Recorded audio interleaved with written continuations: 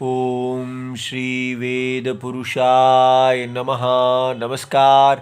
Class number 430 Shrimad Bhagavad Gita जी शंकराचार्य जी के भाष्य के अनुसार आरंभ किया जाता है। ओम श्री सीतारामचंद्राभ्यां नमः। नमो गुरुभ्यः। ओम अथ काल देवताः श्री संवत् 2081 फाल्गुन शुक्ल पक्षः दशमी रविवारः पुनर्वसु नक्षत्रम् उत्तरायणं वसंत ऋतुः। ओम तत्सत् श्री शंकराचार्याय गुरवे नमः। परित्राणाय साधूनां विनाशाय च दुष्कृतां धर्म संस्थापनार्थाय संभवामि युगे युगे। अध्याय नंबर 4 और श्लोक नंबर 8। पुस्तक है Shrimad Bhagavad Gita ji, Gita press Gorakhpur, book number 10, Shankaracharya ji के भाष्य वाली पुस्तक। अच्छा जी, तो अब 2 श्लोकों में भगवान ने ये बताया कि वो कब जन्म लेते हैं, अर्थात अपना अवतार रूप कब धारण करते हैं और किस लिए धारण करते हैं। तो सारी कहानी हमें समझ में आई कि भगवान को धर्म से प्यार है और वो धर्म जब अधर्म से दब जाता है तो वो धर्म की संस्थापना के लिए शरीर धारण करते हैं। तो धर्म से प्यार है तो धर्म का पालन करने वालों से भी प्यार है। इसलिए जो लोग धर्म अर्थात वेद में कहे हुए धर्म की पालन करते हैं उनको भगवान सन्मार्गस्थानाम, जो सन्मार्ग पर स्थित हैं, ऐसे जो साधु हैं उनकी रक्षा करना, और जो लोग दुष्कृत हैं सन्मार्ग पर नहीं स्थित हैं उनका विनाश करना। उनसे भगवान की कोई प्रीति नहीं है। इसलिए चाहे सारा सब भगवान की ही प्रजा है, लेकिन अपनी ही प्रजा में जो लोग धर्म का पालन करते हैं वो धर्म के द्वारा ही रक्षा किए जाते हैं। भगवान ही धर्म रूप है और वो अवतार रूप में आके साधु जन सन्मार्गस्थानाम उनकी रक्षा करते हैं, और जो लोग दुष्कृत हैं उनका विनाश करते हैं। इस प्रकार भगवान ने कहा कि हम संभवामि, मैं अपना शरीर युग युग में बनाता रहता हूँ। तो ये बात समझनी चाहिए कि यहाँ पर भगवान ने जो कहा है ये कर्म और फल की व्यवस्था है। ये इस समय भगवान भक्ति की बात नहीं कर रहे। जो व्यक्ति धर्म का पालन करता है उसकी रक्षा होती है, जो धर्म को हानि करता है उसकी हानि होती है। ये कर्म और फल का, धर्म और धर्म के फल का सिद्धांत है। भक्ति जो है वो तो जहाँ जहाँ भी कोई भगवान से प्यार करने वाला है तो सदा भगवान उसके लिए किसी युग युग में कोई अवतार लेने की प्रतीक्षा नहीं करते। वो तो सब सदा अपने भक्त के साथ ही रहते हैं और उसको मोक्ष की ओर धीरे धीरे तैयार करते हैं। अच्छा, अब हमारे लिए ये बड़ा महत्वपूर्ण है कि हमें विचार करना चाहिए कि जो धर्म भगवान, जिस धर्म से भगवान प्यार करते हैं, जिस धर्म का पालन करने से भगवान का हृदय जीता जाता है, जिस धर्म के पालन करने को ही भक्ति कहते हैं, बिना किसी फल की इच्छा किए भगवान की का मान करने के लिए कि उनको अच्छा लगता है इसलिए हम इसको पालन करेंगे। ऐसा धर्म क्या है? ठीक है। और आजकल हमने इस धर्म को छोड़ दिया है। आपको इसका एक उदाहरण देने के लिए श्रीमद् भागवत पुराण में ले चलते हैं। ये श्रीमद् भागवत पुराण के 10वें स्कंध हैं और अध्याय नंबर 29 है। तो शुक जी को प्रणाम करते हैं, कृष्ण जी को, गोपियों को प्रणाम करके आरंभ करते हैं। देखिए यहाँ पर कृष्ण जी गोपियों को बता रहे हैं कि स्त्रियों के लिए क्या धर्म कहा गया है। ये इसलिए बताया जा रहा है कि जिसको आजकल हम धर्म कह रहे हैं और जो शास्त्रों में धर्म कहा गया है उसमें कितना भेद है और हम कितने दूर आ गए हैं। भर्तुशुश्रूषणं स्त्रीणां परो धर्मो ह्यमायया तद्बन्धूनां च कल्याण्यः प्रजानां चानुपोषणम्। तो भगवान गोपियों से कहते हैं, भर्तुः शुश्रूषणम्, पतिदेव की सेवा करना, स्त्रीणां परः धर्मः, ये स्त्रियों का सबसे ऊंचा धर्म है। और कैसे सेवा करना? ही अमायया, ये नहीं कि ऊपर से दिखाने के लिए कुछ और अंदर से कुछ और, कोई धोखा देके नहीं, किसी स्वार्थ की पूर्ति के लिए नहीं, निर्मल भाव से उनकी सेवा करना धर्म है। तद्बन्धूनां च कल्याण्यः, और पति के बंधु जो परिवार के लोग हैं उनका कल्याण करना, उनके लिए हितैषी होना।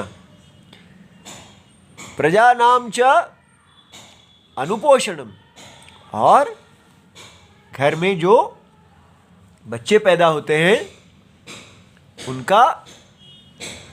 उनको खिलाना पिलाना, उनको बड़ा करना, उनका पोषण करना। तो अब कैसा भी पति हो क्या कि किसी विशेष प्रकार के पति को ही ऐसा सेवा करना चाहिए? राम जी जैसा हो तब करना चाहिए। दुश्शीलो दुर्भगो वृद्धो जडोरोग्यधनोऽपि वा पतिस्त्रीभिर्नहातव्यो लोकेप्सुभिरपातकी।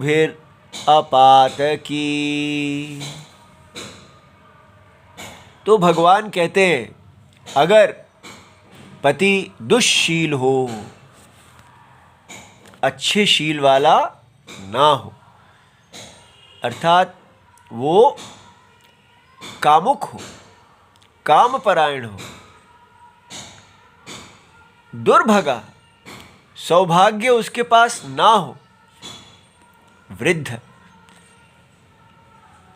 उसकी आयु अधिक हो, जड़, वो बुद्धि में इतना तेज ना भी हो, रोगी, किसी रोग से ग्रस्त हो गया हो, अधनः, उसके पास धन ना हो, अपि वा, तो भी पति ही स्त्रीभिर, पति स्त्रियों के द्वारा न हातव्यः, त्यागा नहीं जाना चाहिए। कैसी स्त्रियों के द्वारा नहीं त्यागा जाना चाहिए? लोके, लोक ईप्सु भी। तो भगवान कह रहे हैं अपातकी, ये सारे चीजें हो तो भी पति को कभी ना छोड़ो। लेकिन अगर पति पातकी हो, आपको ही धर्म से गिराने वाला हो, पतित कराने वाला हो, तो ऐसी परिस्थिति में पति त्याज्य है, पति का त्याग करना चाहिए। तो इसलिए पातकी पति का संग नहीं करना चाहिए। तो अब कौन सी स्त्री के लिए ये उपदेश है? तो कहा, जिस स्त्री को लोक की इच्छा है, लोक ईप्सुभिः, ऐसी स्त्रियां जो उच्च लोक की प्राप्ति करना चाहती हैं, यहाँ पर ही सब कुछ बदल जाता है। आजकल हम उच्च लोक की इच्छा करने वाला धर्म जानते ही नहीं। हम बस इसी लोक में, इस लोक की जो पृथ्वी लोक है जहाँ हम हैं, इसी लोक के भोगों की ईप्सा करते हैं, इच्छा करने वाले हैं। इसलिए ये सब हमारे लिए कोई मायने नहीं रखता। हमने वेद के द्वारा बताया गया वो धर्म जिससे उच्च लोक की प्राप्ति होती है एक, और अगर वही धर्म केवल आज्ञा मान के किया जाए, बिना फल की इच्छा के किया जाए, तो मोक्ष की प्राप्ति होती है। ये दोनों जो जीवन के लक्ष्य हैं, ये दोनों ही हमारे अंदर से समाप्त हो चुके हैं। इसीलिए कितने आश्चर्य की बात है कि हिंदूवादी संगठन, हमारे जिनको हम कहते हैं ये गवर्नमेंट हमारी हिंदूवादी है, वो कहती है कि स्त्रियों को पुरुषों के समान अधिकार मिलना चाहिए, सब नौकरियां करें, ऊंचे ऊंचे पदों पे जाएं। ठीक है, स्त्रियों की आयु जो है वो 21 साल कर देनी चाहिए विवाह की, और 33% आरक्षण देना चाहिए उनको इलेक्शन में। पूरी तरह कोशिश की जा रही है कि इस समाज में स्त्रियों का भोग का अधिकार और पुरुषों का भोग का अधिकार बराबर होना चाहिए। ये है हम लोग, ये कहाँ गया? लोक ईप्सुभिः। तो इसलिए आपको इसका निर्णय करना है। ये स्वार्थी लोग जो हैं, ये तो केवल अपना ही देखते हैं। ऐसा नहीं समझना यहाँ पर कोई हिंदू बैठा है। हर व्यक्ति यहाँ स्वार्थी है और अपने हिसाब से वो हिंदू समाज की, हिंदू धर्म की एक अवधारणा बना लेता है और उसी को बना देता है। इसलिए अब ये कर दिया गया है कि ये सब धर्म तो बेकार है, ये तो पुरुष प्रधान समाज इत्यादि है। तो इसलिए वुमेन्स एम्पावरमेंट, नारी सशक्तिकरण ही धर्म है। तो कैसे इस सशक्तिकरण के नाम पर पूरी तरह स्त्री धर्म को हम तिलांजलि दे रहे हैं? तो फिर भगवान को भी तिलांजलि क्यों नहीं दे देते? हमें भगवान चाहिए, लेकिन भगवान का धर्म नहीं चाहिए। ठीक है, यहां देखिए आगे, अस्वर्ग्यम अयशस्यम च फल्गु कृच्छ्रम भयावहम जुगुप्सितं च सर्वत्र औपपत्यम कुलस्त्रियः। अब देखिए, हर जगह कुल स्त्रियां, वो जो कुलीन स्त्री होती है, कुलीन स्त्री कौन होती है? वो स्त्री जिसके घर में वेद की परंपरा अक्षुण्ण भाव से चल रही है। जो लोग वेद को मानते ही नहीं, तो वो इस प्रकार के तपस्या, कड़े कठिन धर्म का पालन क्यों करेंगे?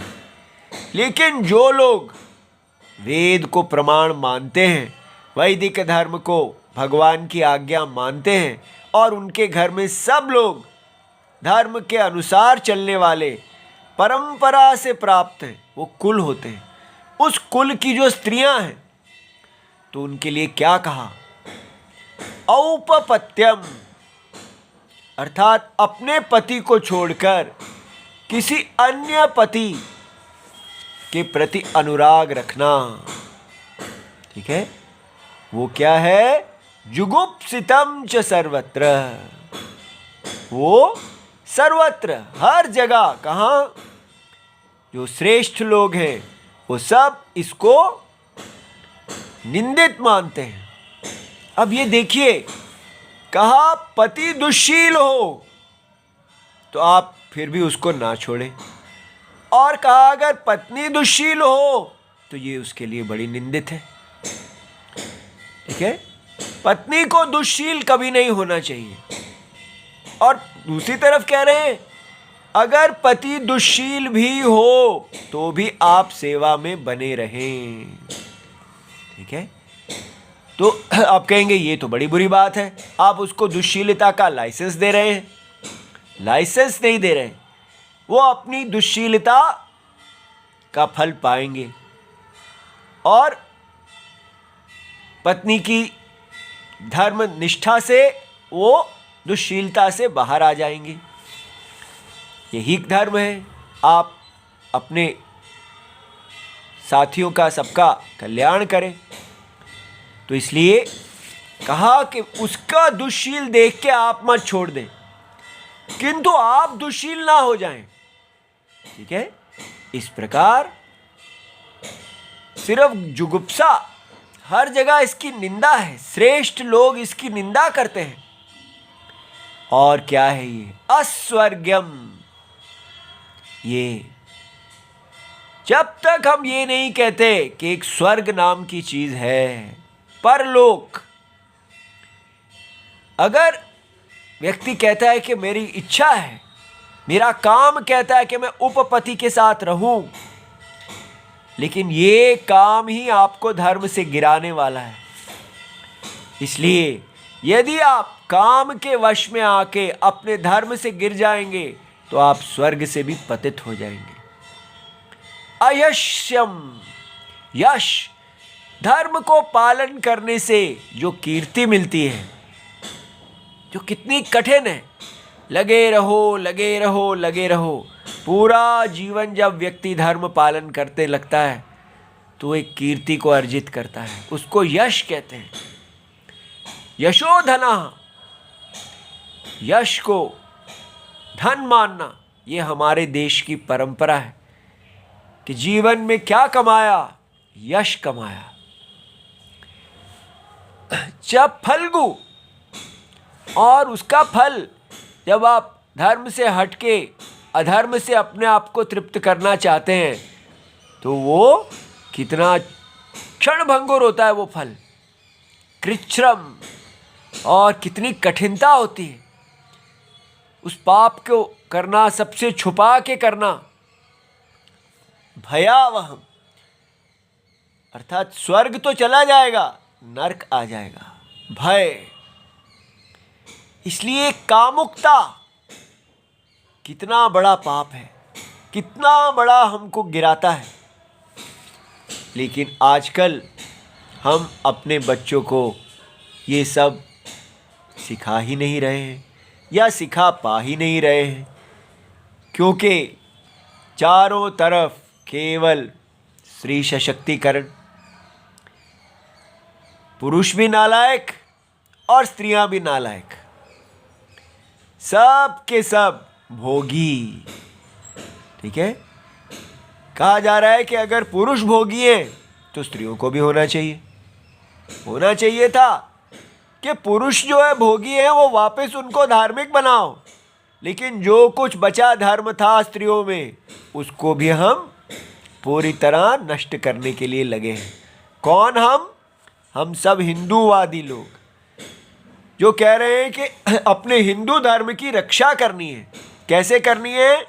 अपनी सारी स्त्रियों को आईएएस ऑफिसर, पॉलिटिशियन इत्यादि ये सब बना के।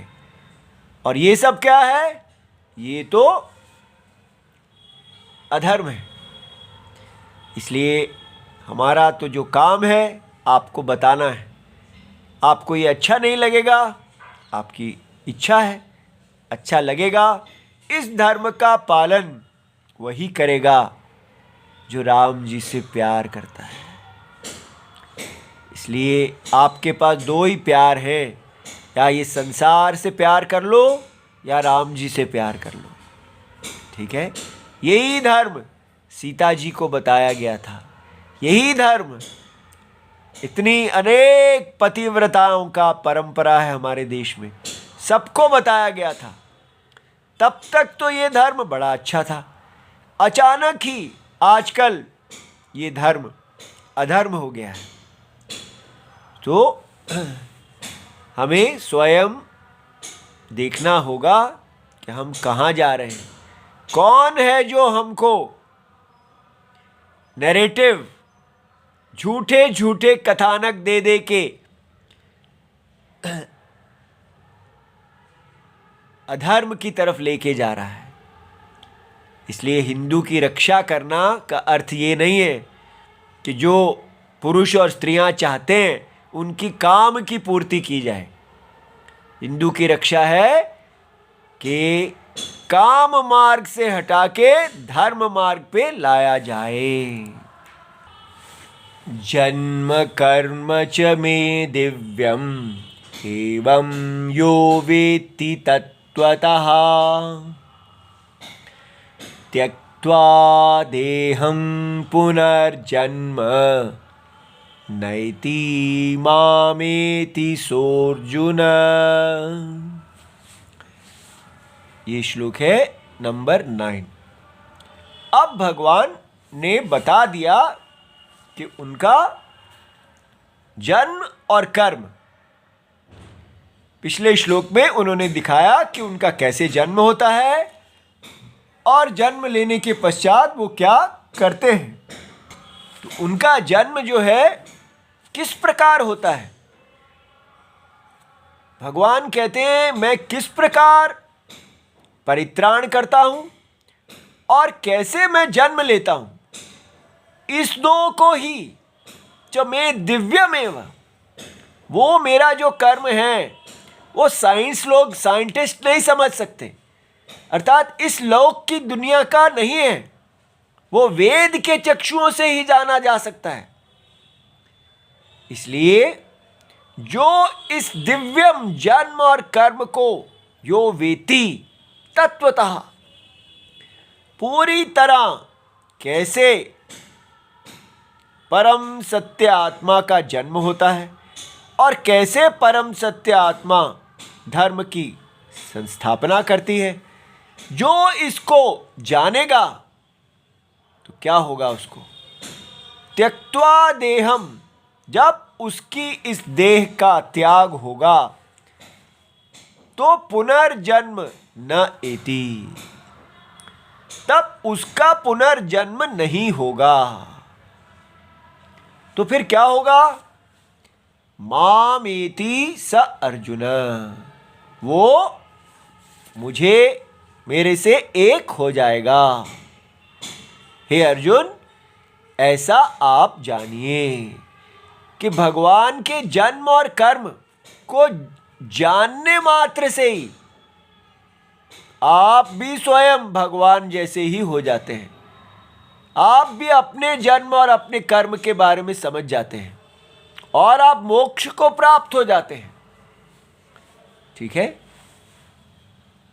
तो शंकराचार्य जी भाष्य में समझाते हैं, जन्म माने माया रूपम। अब माया रूपम जन्म क्या होता है? हाँ, बस वो भगवान अपनी माया से जन्म ले लेते हैं। अगर इतना ही करके हम छोड़ देंगे तो जब आप किसी शब्द को बोलें तो आपको उसका अर्थ तो पता होना चाहिए ना, कि माया रूपम जन्म क्या है, माया क्या है। ठीक है, इसीलिए भगवान ने कहा यो वेति तत्वतः, केवल शब्दों को बोलने मात्र से ज्ञान नहीं होता। इसलिए माया जन्म क्या है कि सत्य, परम सत्य का अज्ञान, परम सत्य का अज्ञान ही बीज रूप माया है। ये अज्ञान जो है, ये विपरीत प्रतीति, ठीक है, एक मिस्टेक, ठीक है। जब हमारा टेक करेक्ट नहीं होता, यथा वस्तु ज्ञान नहीं होता, जब हमारा वस्तु के बारे में अज्ञान होता है, तो एक मिसटेक हो जाता है। हम टेक को मिस कर जाते हैं और वहां पर एक माया रूप आ जाता है। ये लोक में सिद्ध है। ये साइंस इस कॉजेशन को नहीं जानती कि सत्य के बारे में अज्ञान होने से ये सृष्टि आई है। और आजकल किसी से भी सुन लो, वो यही कहता है, साइंस तो सब जानती है, एक मैटर होता है और एक एनर्जी होती है, तो वही तो यहाँ कहा जा रहा है, पुरुष और प्रकृति। सारे शास्त्र के शब्दों को साइंस के शब्दों में घुसेड़ दो। पुरुष क्या है? मैटर। प्रकृति क्या है? माया क्या है? एनर्जी। भगवान जो है एनर्जी से जन्म ले लेते हैं, तो ये सब साइंस है। पता नहीं क्या हो गया भारतवासियों को। मैटर और एनर्जी जो है, ये सब बातें प्रत्यक्ष की हैं। यहां बताया जा रहा है माया का मतलब है परम सत्यम जो है, जगत की आत्मा, उसका अज्ञान के कारण, अज्ञान ही माया है। क्योंकि अज्ञान बीज होता है एक मिस्टेक को पैदा करने के लिए, और ये सारा जगत परम सत्य की मिस्टेक है, विपरीत ज्ञानम है। इसलिए ये सृष्टि का आना माने एक मिस्टेक का आ जाना। हम सब लोग मिस्टेक अर्थात विपरीत ज्ञान में जी रहे हैं। ये है एक स्वप्न के अंदर जी रहे हैं, जो परम सत्य के अंदर स्वप्न दिख रहा है। इसलिए ये माया रूप है जगत। इसी के अंदर धर्म है, ये यज्ञ है, वर्णाश्रम धर्म है, स्त्री का धर्म है, पुरुष का धर्म है। सब शास्त्र के द्वारा जाना जाता है किसको कैसे जीना चाहिए, और उसी धर्म की रक्षा के लिए कैसे एक अवतार रूप भी प्रकट हो जाता है। सब माया के अंदर ही हो रहा है। वास्तव में सत्य निर्विकार बैठा है। तो इसलिए इसको अच्छी तरह समझना चाहिए। माया का मतलब ना एनर्जी करना चाहिए, ना मैटर करना चाहिए। माया का मतलब अज्ञान, इग्नोरेंस। वस्तु का जो इग्नोरेंस है, वस्तु का नहीं जानना है, ये ही माया है। ठीक है। कर्म क्या है? कर्म च साधु परित्राणादि।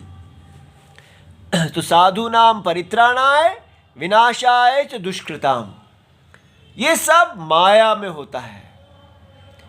च मे दिव्यम माने अप्राकृतम ऐश्वर्यम।